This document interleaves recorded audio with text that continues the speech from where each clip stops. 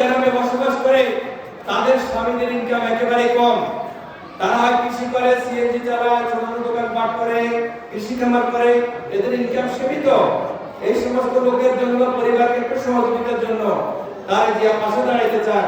সেই জন্য বাংলাদেশের 3,80,00,000 পরিবারকে পর্যায়ক্রমে আগামীতে তারেক সাহেব আপনাদেরকে, যিনি আমাদের সন্তান লালন পালন করেন, সংসার পরিচালনা করেন, তার নামে এরকম একটা আপনাদেরকে ফ্যামিলি কার্ড দিতে চায়। এই কার্ডটি হবে ফ্যামিলির, আপনারা যারা মহিলারা আছেন সংসারটা পরিচালনা করেন, তিনি কার্ডটা সমাজ কল্যাণ মন্ত্রণালয় থেকে হবে। এই কার্ড পাওয়ার জন্য আপনি আমার এই আশেপাশে যত বড় বড় নেতা দেখেন, এদেরকে ধরা লাগবে না। এই কার্ডটা সমাজ কল্যাণ মন্ত্রণালয় থেকে আপনাকে দেওয়া হবে। এখানে সরকারের দলীয় কোনো হোমরা সরকারকে আপনি ধরতে হবে না। গতকালকে আমার এক ভাবি বর্তমানে প্রশ্ন করছে যে ভাই, মাসে 2 থেকে 2,500 টাকা পাবো, এটা ঠিক আছে, কিন্তু কার্ড নেওয়ার সময় যদি আমাদের 4,000 টাকা দেওয়া লাগে তাহলে লাভটা কি? কথাটা তো ঠিক নাকি ভাবি? নির্বিচ্ছিন্ন ভাবে বলছি, পর্যায়ক্রমে আপনারা কার্ড পাবেন, কিন্তু এই কার্ডের জন্য আমরা 1 টাকা খরচ করব না। আমাদের কৃষি নির্ভরশীল বাংলাদেশ, এখানে আমাদের অনেক মানুষ, অনেক জায়গা জমি আছে। আগামীতে তারেক সাহেব কৃষকদের জন্য কৃষক কার্ড দিতে চায়, কিন্তু এই কার্ডটাতে কৃষক কার্ড লেখা আছে, কিন্তু জমির মালিকরা এই কার্ডটা পাবে, এই কার্ডের কোনো বেনিফিট পাবেন না। একটু মন খারাপ। জায়গা আছে 4 একর, আপনি চাষ করেন, আপনার থাকে বিদেশে, অস্ট্রেলিয়া, কিন্তু আপনি অন্য দিয়ে বর্গা চাষ করেন, বেনিফিট আপনি পাচ্ছেন।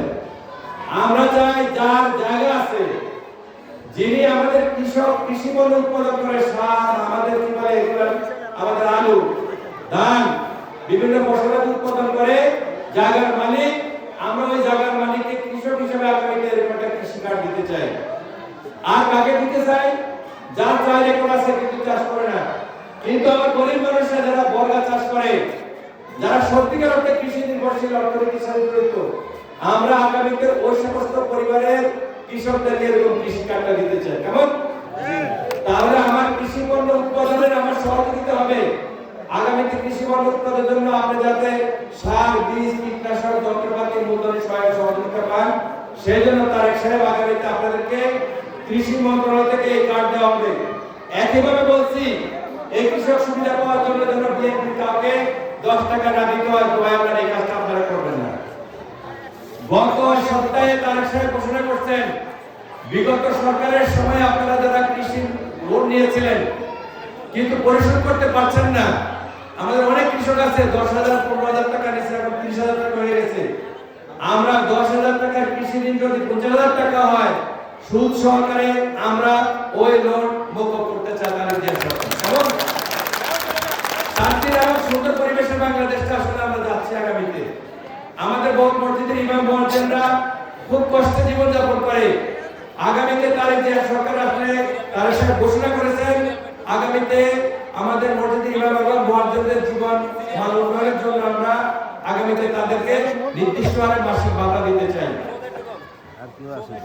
বর্তমানে আমাদের দেশে মুক্তিযোদ্ধা ভাতা, বিধবা ভাতা, তারপরে আমাদের বয়স্ক ভাতা, প্রতিবন্ধী ভাতা, এছাড়াও আমাদের আপদকালীন সময়ে চিকিৎসা ভাতা চালু আছে, এবং আমাদের টিআর কাবিখা, এই সমস্ত সুবিধা সরকারের পক্ষ থেকে আপনারা পাচ্ছেন। এখনো তো এই সারিতে 500 লোক আপনারা এই সুবিধা পান। আমরা চাইবে 500 পাশাপাশি আগামীতে যেন আমরা আগামী 500 জনকে এরকম সুবিধা দিতে পারি, এই সমস্ত কার্ড দিয়ে আমরা সুবিধা দিতে পারি। প্রিয় ভাই বোনেরা আমার, আজকে কেন আমাদের ছেলেরা মাদক খায়, মাদক ব্যবসা করে, কেন আমাদের এখানে কৃষক গ্যাং হচ্ছে, ইফটিজিংয়ের শিকার হচ্ছে, এইগুলা হলো আমাদের বাংলাদেশের বর্তমানে 1.5 কোটি আমাদের যুবক যুবতী বেকার। সেই জন্য আমরা আগামীতে তারেক জিয়া সরকার আগামী 5 বছরে 1 কোটি লোকের কর্মসংস্থান করতে চান। এই খাতগুলো হবে একেবারে গ্রাম্য অর্থনীতির সাথে যারা জড়িত, তার ভিতরে কৃষি, মৎস্য, পশুপালন, পোল্ট্রি ফার্ম, ছোট গার্মেন্টস, কুটির শিল্প। আমাদের দেশে মেয়েরা বুটিক শিল্প করে। অনেকে দেখা গেছে যে এখন আমাদের হেজাব এবং আমাদের বোরকা ইন্ডাস্ট্রি বাড়তেছে, দিন দিনে এটা ফ্যাশনেবল হচ্ছে, আমাদের ড্রেসে পরিণত হচ্ছে। যেভাবে আমাদের ইজ্জত হয় তার পাশাপাশি এটা আমাদের বেসিস হিসেবে পরিণত হয়।